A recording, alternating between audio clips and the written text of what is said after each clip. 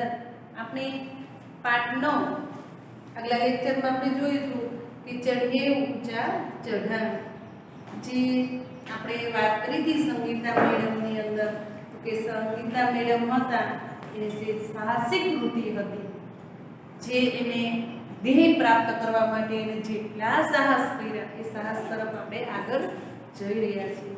તો તમે બધા તમારું પાઠ્યપુસ્તક લઈને બેઠા છો અને પાઠ્યપુસ્તકની અંદર જ બધાનું ધ્યાન. હવે આપણે એક ચઢાણીને કર્યું હતું.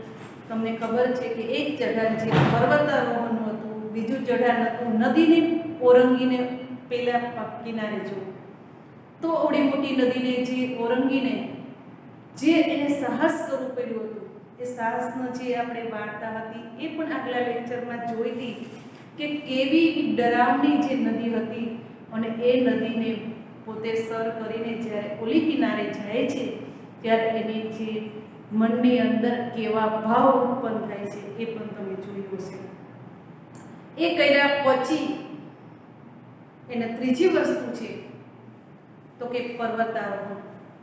જ્યારે એને પર્વત ઉપર ચડવાનું આવે છે ત્યારે એને એના જે ત્રીજું સાહસ છે એ સાહસ કેવું છે?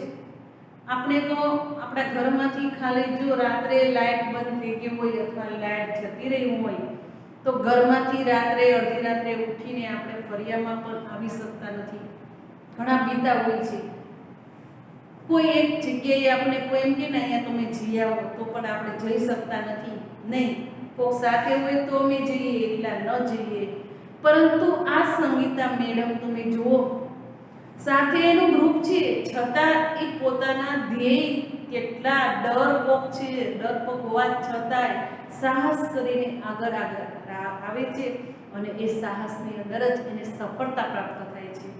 જો તમે કોઈ કાર્ય કરવા તૈયાર ન હોય તો તમે તમારા એક પણ કાર્યની અંદર સફળતા પ્રાપ્ત કરી શકો નહીં. તો આપણે મહેનત કરવી જોઈએ.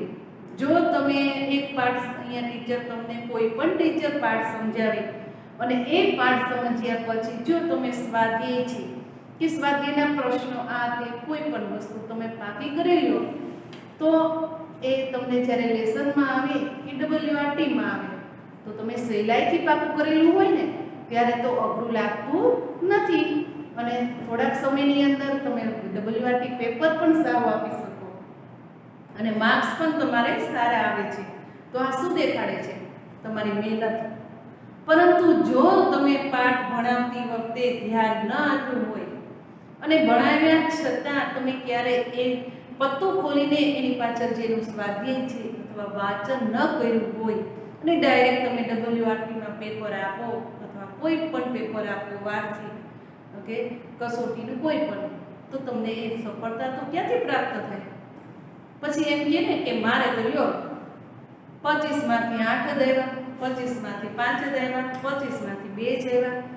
પણ આ ત્યારે તમને અફસોસ થાય કે મેં મહેનત કરી હોત તો પહેલાંની છે મારે પણ 25 આવત, મારે પણ 25માંથી 24 આવત. અને તમે જેમ મહેનત કરો એમ એમ તમારી નાની નાની ભૂલો છે એ ભૂલો તમારી એકદમ પરફેક્ટ ક્લિયર થતી જાય છે. પરંતુ જો તમે મહેનત નહીં કરો તો કંઈ સફળતા એ નિષ્ફળતાની ચાવી છે. નિષ્ફળતા એકવાર જ પ્રાપ્ત કરવાની આવે, પરંતુ એ નિષ્ફળતાની અંદર જો તમે તોડ મહેનત કરી લો, એક મનની અંદર નક્કી કરી લો કે નહીં આ વખતે ભલે 10 આવ્યા, આવતી ટેસ્ટમાં તમારે 25 હોવા જ જોઈએ, તો એ તમારી મહેનત અને એ તમારું ધ્યેય છે, ધ્યેય તમને આગળ લઈ જાય છે અને એ ધ્યેય તમને સફળતાની પ્રાપ્તિ કરાવે છે. તો આ પાઠની અંદર આ સંગીતા મેડમ છે એ દરેક પોતાના ધ્યેયની અંદર સફળતા પ્રાપ્ત કરે છે. પહેલા હતું તો કે પાણી નદી ઓરંગવી, બીજાનું હતું તો કે પર્વતારોહણ કર્યો અને હવે પર્વતમાંથી ખડક પર્વત ઉપર, ખડક એટલે પથ્થરોનું જે ચઢાણ કરવું, સીડી વગર કેડી વગર એ ખડકો ઉપર ચઢાણ કરવું, એ તમે ખાલી વિચાર તો કરો. આપણને તો શિવરી માતાના ડુંગરો કેમ ચડવાનું, તો પગથિયા છે, તો પગથિયા ચડીએ ને ત્યાં આપણે થાકી જઈએ કે હા થાકી ગયા. તો આ ખડક પર્વતારોહણ જે કરવાનું છે આ સંગીતા મેડમની હારે જે આખું ગ્રુપ છે એ ગ્રુપને તો તમે વિચાર કરો, કેડી નથી, પગથિયા નથી, ઊભો ખડકાવ ડુંગર છે, પર્વત જેને કહેવાય એવો પર્વત છે. આ પર્વતની વાત આજે આપણે અહીંયા કરવાનું છે. બધાએ ધ્યાનથી ચોપડીમાં ધ્યાન અને સાંભળજો. ટેકેલા ગામ પહોંચવા 15 કિલોમીટર ચાલવાનું હતું. ગામનું નામ છે ટેકેલા અને એ ગામ છે એ 15 કિલોમીટર દૂર હતું. અને આ દૂર છે એ ગામની અંદર આપણે બધાએ જે આખી ગ્રુપ જે ટોળકી હતી એને ચાલીને જવાનું હતું. જુઓ, આપણે તો ગામમાં તો અહીંથી ગાયત્રી નગરથી બજાર ગામમાં જઈને તો રિક્ષામાં બેસીને જાય છે. તો આ તો અહીંયા 15 કિલોમીટર ચાલીને જવાનું અને પછી જે ધ્યેય છે ને ખડક પર્વત ઉપર ચડવાનું એ છે. 1600 મીટરની ઊંચાઈએ હતું. આ પીઠ પર લટકાવેલા થેલામાં જરૂરી બધી સામગ્રીઓ અને ખોરાકના પડીકા, પાણીની બોટલ, દોરડું, કડી, પ્લાસ્ટિક શીટ, ડાયરી, રૂમાલ, સાબુ, સિસોટી, ગ્લુકોઝ, આ બધું વસ્તુ તમને આગલા લેક્ચરમાં વાત કરી હતી કે આ વસ્તુ આવી રીતના લઈ જવાનું હતું. અને જરૂરી સામાન એ બેગની પાછળ જે હતું ને એની અંદર બધું મૂકેલું હતું. પગથિયા જેવા ખેતરમાં ફળો અને શાકભાજી વાવવા જોઈ શકતા હતા. અને કર્મલ રામસિંગે 90 મીટરની ઊંચાઈએ સપાટ ખડક પર ખીલા અને દોરડા સાથે ઉભેલા હતા. રામસિંગ નામનો જે એક બહાદુર સૈનિક હતો એ એક ખડકાર ઉપર પથ્થરો પર ખીલા ટાંકીને દોરડા સાથે ઊભા હતા. પહેલા ખડકનું સાવધાનીપૂર્વક અવલોકન કરવામાં કહેવાયું.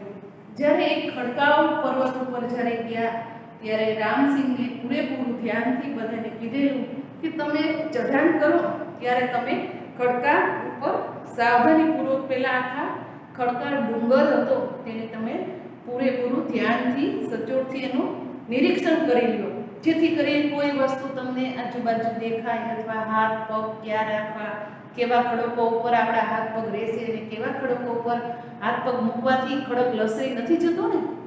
ઘણીવાર આ વસ્તુ આપણે જોઈ શકીએ છીએ.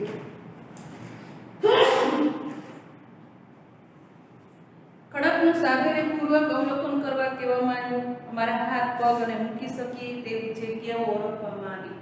હવે આ રામસિંગ નામના જે બહાદુર સૈનિક હતા એને આખી ગ્રુપને કીધું કે તમે પહેલા ખડકાવ પર્વત ઉપર પહેલા સાવધાનીપૂર્વક તમે નિર્ણય લઈ લો કે કઈ વસ્તુ ક્યાં રાખશો, પગ હાથ, અને ચકાસણી કરો કે તમે પગ હાથ રાખ્યા પછી તમે કેવી રીતે એની ઉપર ચડી શકશો.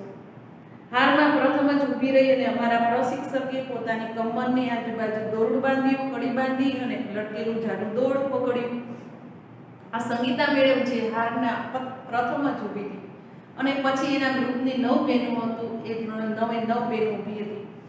એના મેડમે એને પ્રથમ છે એને કેડે દોરડું બાંધી દીધું અને કડી બાંધી અને લટકેલું જાડું દોરડું પકડ્યું.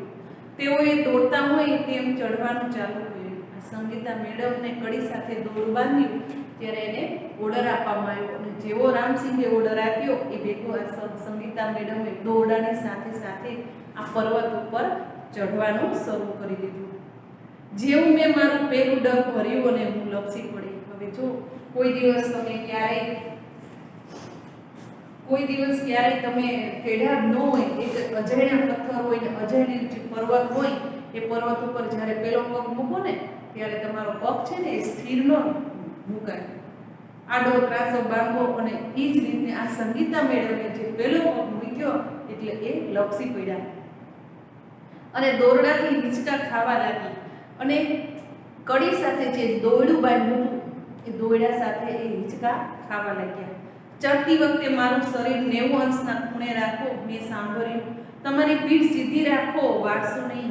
હવે ઉપરથી જે સૈનિક આપણા ઊભા હતા એ સૈનિક એને વારંવાર કહે છે કે 90 અંશના ખૂણે તમારું શરીરનો વળાંક આપો, પીઠ સીધી રાખો, પીઠ પાછળથી પીઠને ક્યારેય વારવાનું નથી. તે ધ્યાનમાં રાખી એને અનુભવ્યું. ખડક સપાટ જમીન જેવા છે અને ચડવાનું ચાલુ રાખ્યું. પછી જ્યારે નીચે ઉતરવાનું હતું તેમાં દોરડાનો ખાસ પ્રકારે ઉપયોગ થાય છે જેને રેપલિંગ કહેવાય છે. મેં તે ડર રાખ્યા વગર જ કર્યું. હવે આવી રીતના આખો પર્વત તો ચડી ગયા. પર્વત ચડ્યા પછી જ્યારે નીચે ઉતરવાનું હતું ત્યારે પણ દોરડાના પ્રકારે ડગલે ને ડગલે એ સરાટ કરતા નીચે આવે છે. અને જે નીચે આવે અને એ દોરડાને જે કહેવામાં આવે છે એનું નામ શું છે? રેપેલિંગ. આ રેપેલિંગમાં સંગીતાજીએ પ્રથમ સ્થાન પ્રાપ્ત કરી લીધું અને કોઈ પણ જાતનો ડર રાખ્યા વગર એ ચઢાણ વખતે એને બીક લાગી, પણ ઉતરવા ટાણે કોઈ પણ જાતનો એને ડર રાખ્યો નહોતો. હવે જો ક્યારેક ઝાડ પર આપણે ચડ્યા હશું, તમને કેવું લાગ્યું હશે? તમને ડર લાગ્યો હશે? ક્યારેક નીચે પડ્યા છો કે નહીં? આપણને અહીંયા વિદ્યાર્થીને પ્રશ્ન પૂછ્યા કે તમે નાના નાના હોય ને આપણે રમતા હોય ખેતરોમાં, વાડીએ, આપણી આજુબાજુ આપણા સોસાયટીમાં જે મોટા મોટા ઝાડ હોય, તો કેવો પ્રશ્ન પૂછ્યો કે તમે ક્યારે ઝાડ ઉપર ચડ્યા છો કે નથી ચડ્યા? અને ચડ્યા હોય કદાચ તો તમે ચડ્યા પછી તમને કેવો ડર લાગે છે, કેવો અનુભવ થાય છે? તો પહેલાંના વખતમાં તો આ બધા જે આપણે નાના નાના હોય ને ત્યારે તો આંબલી પીપળી ને આવું બધું રમતા. અત્યારે તો આ કોમ્પ્યુટર ને મોબાઈલ ને બધું આવી ગયું ને, ગેમ્સ બધી, એટલે આ બધી રમતો હાવ છૂટી ગઈ છે. બાળપણ, જે નાના બાળકોનું બાળપણ છે ને છીનવાઈ ગયું છે. પહેલાંના જ વખતમાં તો બધા બાર શેરી સોસાયટીમાં રમીને જ મોટા થયેલા હતા. તમે ક્યારેય કોઈની નાની દિવાલ પર ચડતા જોયા છે?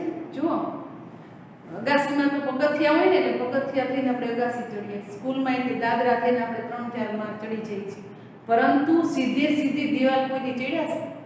એકે જાતનો આપણને ટેકો આપ્યા વગર સીધી દિવાલ કોઈ ચડી છે? ક્યારેય નહીં.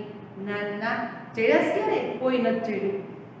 તો આ સીધી દિવાલ ચડવી અને ખડક ચડવામાં શું તફાવત છે? જો, દિવાલ ચડવામાં તો કે દિવાલ તો લીચી હોય, હાવ લીચી એકદમ, એમાં કેમ ચડવું આપણે? દોડા બાંધીએ તોય આપણે, અડીએ તોય આપણે, તો કોઈ પકડવાનું કઈ આવે જ નહીં. તો આમાં તફાવત માંગ્યો છે.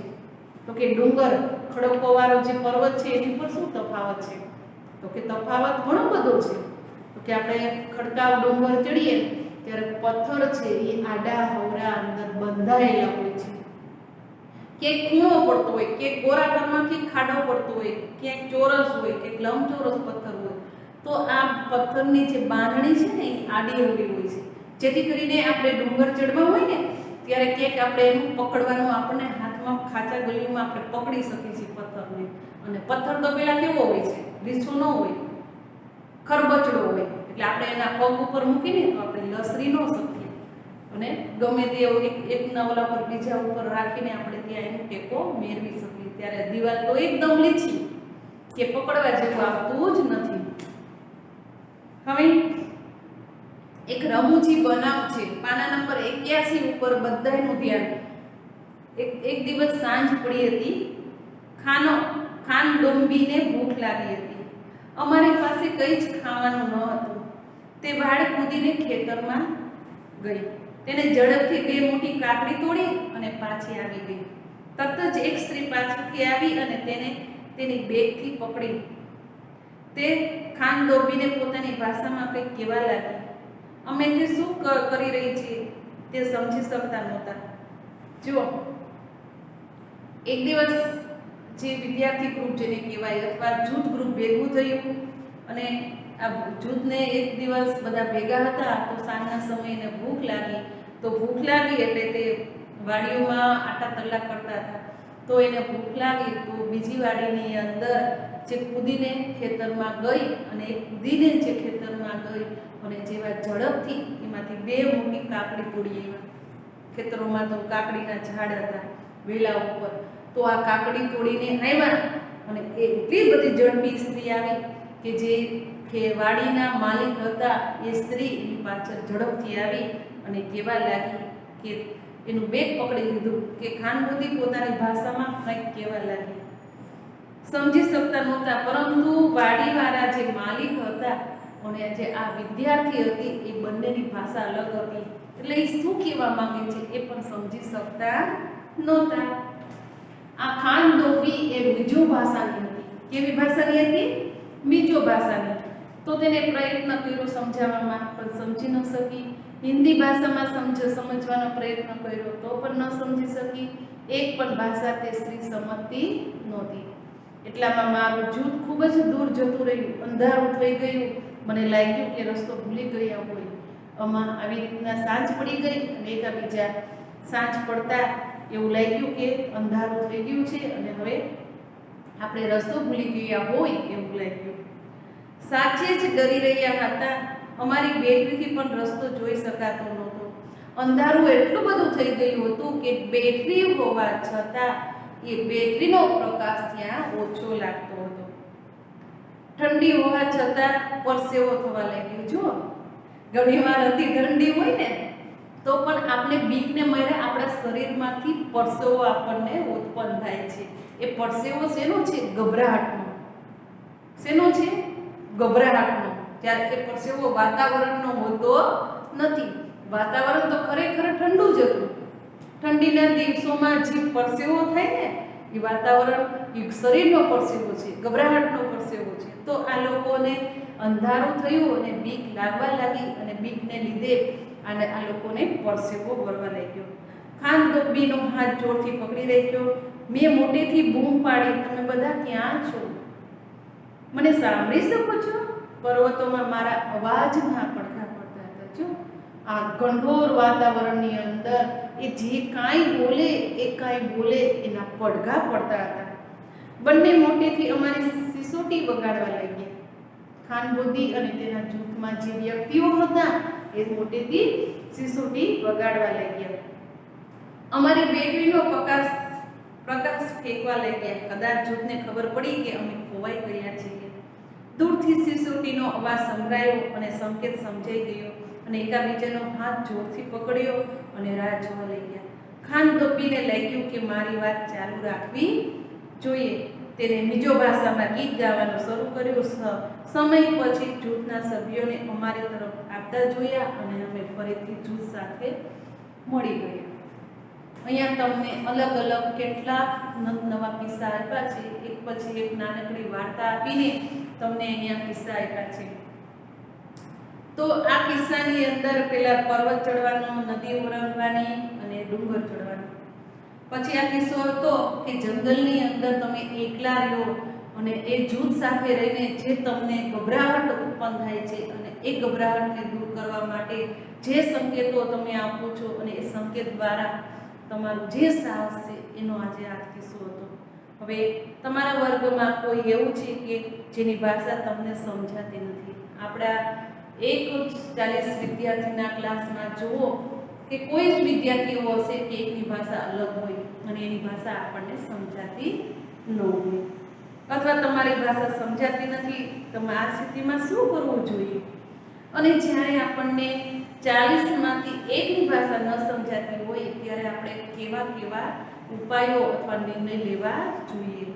ક્યારેક તમારો રસ્તો ભૂલી ગયા છો તો પછી તમારે શું કરવું? ઘણીવાર આપણે અજાણ્યા ઓલામાં જઈએ તો આપણે એ રસ્તો ક્યારેક ભૂલી જઈએ છીએ. તો આ રસ્તો ભૂલી ગયા હોય ત્યારે આપણે એકાબીજાને પૂછતા એ રસ્તે આપણે પહોંચી જવું જોઈએ. અને અત્યારના વર્તમાન યુગમાં ઝડપી છે ટેકનોલોજી છે, ગૂગલ મેપ, તો એના દ્વારા આપણે પણ અત્યારે મોબાઈલ દ્વારા 20 મિનિટે આપણે એ રસ્તો જોઈ શકીએ છીએ અને ક્યાં કેટલા એરિયામાં છીએ આ બધું આપણે જાણી શકીએ છીએ. તમારે વિચારે ખાનદોબીએ કેમ મોટેથી ગીત ગાયું હશે? ખાનબોદીનું ગ્રુપ અલગ પડી ગયું હતું અને બીજું ગ્રુપ છે વનબગડામાં અલગ પડી ગયું હતું. તો ખાનબોદીએ જે મોટેથી ગીત ગાયું એટલે સામે જે બીજું ગ્રુપ હતું એને ખબર પડી ગઈ કે આ ગ્રુપની અંદર એક જ વ્યક્તિ અલગ ભાષાની છે. એટલે એને ખબર પડી ગઈ કે એ ગ્રુપ એ અમારું જ છે. સામેવાળું ગ્રુપ તરત સમજી ગયું. જો એને અલગથી ગીત ન ગાયું હોય ને બધાએ બધી જ ભાષાનું જે સરખા ગાયું હોત તો કદાચ આ સામેના જૂથને ખબર ન પડત કે અમારું ગ્રુપ છે કે બીજું ગ્રુપ છે. તમારા મિત્રને બોલ્યા વગર પુસ્તક અંગે પૂછો. વર્ગમાં આવી જ રીતે કશુંક સમજવાનો પણ પ્રયત્ન કરો. હવે એક ખાસ મહેમાન, હવે આપણા ઘરે કોઈ મહેમાન આવે છે રાત્રિ વખતે. હવે એને એક રાત્રિ વખતનો જે કિસ્સો આપ્યો છે એ જાણી લઈએ. રાત્રિ ભોજન બાદ ખાસ મહેમાન બચેન્દ્રી પાલને મળ્યા અને તે હમણાં જ માઉન્ટ એવરેસ્ટની ચઢવાની ટુકડીમાં પસંદગી પામ્યા હતા. જે મહેમાન છે એનું નામ છે બચેન્દ્રી પાલ. આ બચેન્દ્રી પાલ છે એ માઉન્ટ આબુ છે, એ માઉન્ટ આબુ એવરેસ્ટ ચડવામાં પોતે પસંદગી પામ્યા હતા, એટલે કે વિજેતા પામ્યા હતા. તેઓ બ્રિગેડિયર જ્ઞાન સિંધીના આશીર્વાદ લેવા આવ્યા હતા અને જેવો તે વિજેતા પ્રાપ્ત કરી હતી, એટલે વિજેતા પ્રાપ્ત કર્યા પછી પોતે એક આશીર્વાદ લેવા આવ્યા હતા. તે સાંજ સુધી ખુશીમાં હતા અને ગીતો ગાતા. બચેન્દ્રી પણ અમારી સાથે પ્રખ્યાત પહાડી ગીત બેટુ બાપો, બારામાસા અને કફલ પાકો ચેતા મેરી ચેલા ગાવામાં અને નૃત્ય કરવામાં જોડાયેલા હતા. તે સમયે એમને ખબર ન હતી કે બચેન્દ્રી પાલ ભારતની માઉન્ટ એવરેસ્ટ ચઢવાની પ્રથમ મહિલા બનશે. આ જે મહિલા હતી તેનું નામ હતું બચેન્દ્રી પાલ. પણ આ લોકોની સાથે બચેન્દ્રી પાલ જે ગાયક સંગીતમાં આગળ હતી, પણ એની સાથે રહીને એ લોકોને ખબર નહોતી કે આ બચેન્દ્રી પાલ છે એ ભારતની માઉન્ટ એવરેસ્ટની પ્રથમ મહિલા ગણાશે અને આ ઇતિહાસનું સર્જનાર એક સર્જક મહિલા બની ગઈ. હવે આવે છે બરફની છાવણી. બરફની છાવણી તો ફેબ્રુઆરી 18, 1984ની સાલનો જે આ કિસ્સો છે. તો 2134 મીટરની ઊંચાઈએ લોકો ઊભા છે. રાત્રિ અહીં વિતાવવાની હતી. દરેક જણ તંબુ બાંધવામાં વ્યસ્ત હતા. તંબુ માથે અને પાથરવા માટે પણ બે પડની પ્લાસ્ટિક ચાદરનો અહીંયા ઉપયોગ કર્યો હતો. ખીલાઓ મારી તંબુ લગાવવામાં આવ્યા. જેમ જેમ એકથી બીજી બાજુ તેમ બંધાતા ગયા અને બીજી બાજુથી ત્રીજું સાધુ તેને પવન પણ ઉડાડી દેતા હતા.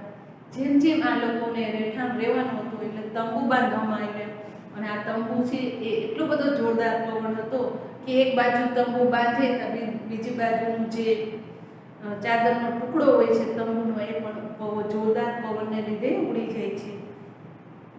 આમ તંબુની આસપાસ એટલે ખાડા કરવાનું શરૂ કર્યું.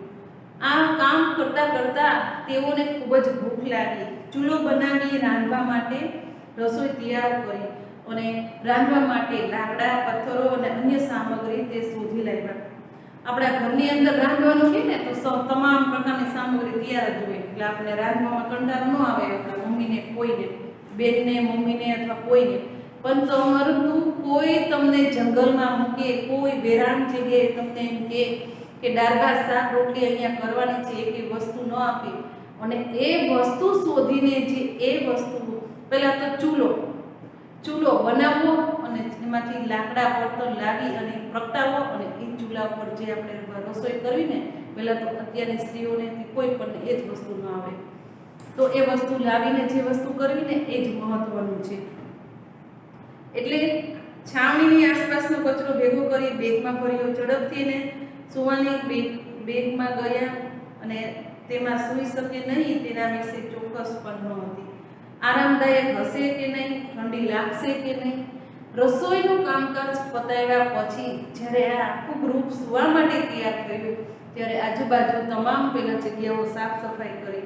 સાફ સફાઈ કર્યા પછી અતિ થાક લાગ્યો હોવા છતાં તે લોકો વિચારે છે કે અહીંયા આપણે સૂઈ શકશું કે નહીં, કે નીંદર આવે છે કે નહીં.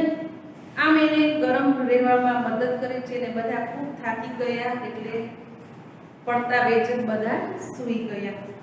હવે આપણને અહીંયા 6 કિસ્સા એક પછી એક આપણને આપ્યા છે. 6 કિસ્સા. હજી મને આ પાઠ આપણો આટલો બધો મોટો છે કે હજી આખા એક લેક્ચર અથવા 2 લેક્ચર તો આપણે પૂરા થશું. હવે પછીનો કિસ્સો છે તો એ છાવણીનો છેલ્લો દિવસ. પેલા બરફની છાવણી હતી એની અંદર આપણે કિસ્સો કર્યો અને બરફની છાવણી બનાવી બરફના જે આજુબાજુ જે પર્વતો હતા એની વચ્ચેનું જે આપણે વાત કરી એ પણ વિચાર્યું. હવે પાના નંબર 84માં તમે જુઓ તો પાના નંબર 84 ની અંદર આપણને કિસ્સો આપ્યો છે. એ કિસ્સો કેવો છે જુઓ. સવારે અમે ઉઠ્યા અને જોયું તો બરફ પડતો હતો. આ બરફની છાવણીમાં લોકો રાત્રે તો સૂઈ ગયા, પણ જેવા સવારે ઉઠ્યા એટલે બરફ પડતો હતો અને સફેદ મુલાયમ બરફની પતરીઓ નરમાશથી પડતી હતી. અને કોઈ દિવસ આપણે સવારે ઉઠીએ આકાશમાં જોઈએ પણ એ દિવસે એ બરફ જોતા જુઓ તો આપણે કેટલી મજા આવે કે વાહ, વાતાવરણ કેવું હશે. આ હિમાલય, કાશ્મીર આ બાજુ તમે બધે જાઓ, કુનુ મનાલી, તો આપણે બધા એરિયા જોઈએ તો આપણે કેવું ગમે છે કારણ કે આપણે ત્યાં રહેતા હોય તો વાહ કેટલું સુંદર છે. છોડ, વૃક્ષો, ઘાસ અને પર્વત બધું જ સફેદ દેખાતું હતું. આજે અમારે 87 મીટરની ઊંચાઈએ ચઢવાનું હતું. જુઓ, આ લોકોએ બરફની છાવણીમાં એક દિવસ પસાર કર્યો. પછી દિવસ પસાર કર્યા પછી જ્યારે એને સવાર પડ્યું ત્યારે એને 2700ની ઊંચાઈ પર્વત ઉપર ચડવાનું હતું. અને આ ચડવાનું કંઈ સહેલું તો હતું જ નહીં. અઘરામાં અઘરું ઊંચાઈ હતી અને આજે મુશ્કેલ ભર્યું કામ આજે એ લોકોને પાર પાડવાનું હતું. લપસતા જતા અને છતાં બપોરે અને અમે બરફથી છવાયેલા બરફ ઉપર પહોંચી ગયા. જ્યારે સવારે ચડવાનું કર્યું ત્યારે બરફની અંદર તો પહેલાં ઠંડુ ઠંડુ લાગે, છતાં એ લપસતા અને પડતાને આખરતા બપોર સુધીમાં ઘણી બધી ઊંચાઈને કાપી નાખી. એકબીજા ઉપર બરફના ગોળા બનાવીને ફેંકવાની અને બરફનો માણસ બનાવવાની પણ મજા આવે. જુઓ, આ બરફને જ્યારે પર્વતમાં એ લોકો ચડવાનું શરૂ કરે છે ત્યારે સવારથી બપોર સુધી થોડુંક આકરું લાગ્યું, પરંતુ બપોર પછી એ બરફની અંદર એને જે મજા આવી છે એ મજાનું આપણે વર્ણન કર્યું છે કે એકાબીજા ઉપર બરફ છે એ બરફના ગોળા બનાવીને એકાબીજા ઉપર ઉડાડવાની અને મારવાની, અને એ બરફના જે છોલ જે છે ને કણ છે એ કણને ભેગો કરીને એને બરફનો માણસ પણ બનાવ્યો. આજે ધીમે ધીમે બધા દિવસો પસાર થઈ જાય છે. બરફની છાવણી હતી, બરફનું જે પર્વત હતો એ શિખર એને સર કરી નાખ્યો અને ધીમે ધીમે છે એ બરફના દિવસનો છેલ્લો દિવસ આવી ગયો. તો આ છેલ્લો દિવસ છે 1982ની અંદર શરૂઆત કરી હતી અને 1984માં જે ફેબ્રુઆરી 21 આ છેલ્લો દિવસ એને 18થી ફેબ્રુઆરી 21 એટલે કે 4 દિવસનો જે અહીંયા પ્રવાસ હતો એ સંપૂર્ણ અહીંયા પૂરો થાય છે. કેમ્પ ફાયરની તૈયારી કરતા હતા. દરેક જૂથે કાર્યક્રમ રજૂ કર્યો. જ્યારે 4 દિવસનો કેમ્પ હતો અને કેમ્પ પૂરો થઈ ગયો ત્યારે છેલ્લા દિવસે બધાએ પોતપોતાના સાધન સામગ્રી બાંધી લીધી અને જવાની માટે તૈયારી કરે છે. ત્યારે કેમ્પમાં જે મોટા મેન વ્યક્તિ હતા એ જોક્સ પર આવીને હસી પડ્યા. જે મેન વ્યક્તિ હતા કેમ્પના લીડર, એને એક પછી એક જોક્સ કહે છે અને હસી પડ્યા. ગાયને તેમજ નૃત્ય કરીને મજા માણતા હતા. જોક્સ, ગીતો અને નૃત્ય કરીને આ કેમ્પની પૂર્ણાવતી લોકો કરતા હતા. મધ્યરાત્રિ થઈ. બ્રિગેડિયર જ્ઞાનસિંહ ઊભા થયા અને મને બોલાવી. મેં વિચાર્યું, અરે હવે મેં શું કર્યું? પરંતુ જ્યારે સાહેબે મારું નામ સૌથી સારા પ્રદર્શન માટે જાહેર કર્યું ત્યારે હું સ્થિર ઊભી રહી ગઈ હતી. તેમને મને આશીર્વાદ આપ્યા અને મારા ગાલ પર ખુશીના આંસુ આવવા લાગ્યા.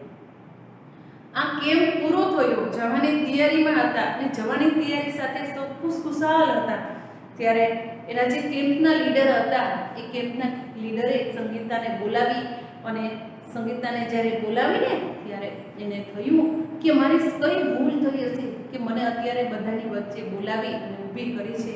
ત્યારે તો આ લીડર કેમ્પે સૌથી સારા પ્રદર્શન માટે એને જાહેરાત આપી અને આ જાહેરાતમાં એ સ્થિર ઊભી હતી અને એના આંખમાંથી દડ આંસુ વહેવા લાગ્યા. પણ આ આંસુ શેના હતા? તો કે ખુશીના. કારણ કે દરેકની અંદર એક પછી એક ધ્યેય પ્રાપ્ત કરતી હતી અને એ સાહસને લીધે એનું જે ધ્યેય હતું એ એક ડગલે ને પગલે એ પ્રથમ નંબર આપી હતી. આજે એ ફરીવાર એ આશ્વાસન આપતા એના આંખમાંથી આંસુ નીકળી પડે છે અને એના લીડરે એને ખૂબ જ આશ્વાસન આપે છે. જુઓ, તમે જુઓ એની મહેનત કેટલી છે સંગીતા મેડમની, એક પછી એક બધાની અંદર. તમારા મતે તંબુની આજુબાજુ ખાડો કેમ ખોદવામાં આવ્યો હશે? પર્વતારોહણ સિવાય બીજી કઈ પ્રવૃત્તિઓ આપણને સાહસિક લાગે છે? તો સંગીતા મેડમ તો પર્વતારોહણ, નદી ઓળંગીને, પર્વત ડુંગર ચડીને, ગમે તે જગ્યાએ જઈને પોતાનું ધ્યેય પ્રાપ્ત કર્યું, સફળતા મેળવીને. પણ હું એટલું જ કહું છું કે આપણે ડુંગર પણ નથી ચડવો, ટેકરીઓ નથી ચડવી અને રસ્તાઓમાં ખાડા પણ ખોદવા નથી અને ઝાડવા ઉપર પણ નથી ચડવું અને બરફની પાઇટોમાં પણ આપણે પગ નથી મૂકવો. પણ હું એટલું જ કહું છું કે આપણે આપણા પુસ્તકનું અંદર વાંચી કાઢીને આપણે ધ્યેય પ્રાપ્ત કરીએ. એ જ મારું મહત્વનું એક જે ધ્યેય છે એ તમે પ્રાપ્ત કરો. બસ આપણે બીજું આગળ નથી જવું ક્યાંય. પણ એક તમે ભણો છો તો ભણવાની સાથોસાથ તમે દરેક વ્યક્તિ, દરેક સ્ટુડન્ટ તમે જે માર્ક્સ છે એ સારા લઈ આવો મહેનત કરીને. એ જ મહત્વનું છે. હવે કલ્પના કરો અને લખો. તમે પર્વત ઉપર છો, તમે ત્યાં કેવો અનુભવ કરો છો, તમે શું જોઈ શકો છો અને ત્યાં તમે શું નથી જોઈ શકતા, અને ત્યાં ગયા પછી તમે શું પસંદ કરો છો. જો તમે પર્વત ઉપર ગયા છો તો તમને ત્યાં કેવો અનુભવ થાય છે, અને ગયા પછી તમે ત્યાં શું શું તમે જોઈ શકો છો. ઉપર ચડ્યા પછી તમને દુનિયા કેવી લાગે છે અને દુનિયા કેવી નથી લાગતી એનો અનુભવ આપણે કરવાનો છે. એ તો પર્વત ઉપર જાય તો જ ખબર પડે કે અહીંયા બેઠા બેઠા ક્લાસમાં કે રોડ ઉપર કે ખેતરવાડીમાં જઈએ તો એ વસ્તુ આપણને ખબર ન પડે. અને ત્યાં ગયા પછી આપણે શું વધુ પસંદ કરવાનું છે. એ પ્રશ્ન પૂછાશે. આ પ્રશ્નોના જવાબ આપણે સ્વાપોથીની અંદર લખવાના છે. સ્વાપોથી આ પાઠ પૂરો થાય એટલે દરેક પ્રશ્ન તમારે પોઈન્ટ વાઇઝ પોઈન્ટ તમને હોમવર્કમાં આપવામાં આવશે. પર્વતની ટોચ પર એકલા જવા, પછી બરફનું તોફાન, પછી છે અહીંયા તમને આખો એક લેક્ચર હજી બાકી છે. હજી આપણે ચોથો લેક્ચર આ પાઠમાં થશે. એટલે હવે અહીંયા આપણો સમય અનુસંધાને આપણો લેક્ચર અહીંયા આપણે પૂરો કરીએ છીએ. જે પ્રશ્ન તમને ન સમજાય, પાઠમાં કોઈ વસ્તુ ન સમજાય તો બાલ મિત્રો ફરી એકવાર તમને વાંચવા વિનંતી છે, જેથી કરીને તમને આખો પાઠ સરસ સમજાઈ જશે. અસ્તુ.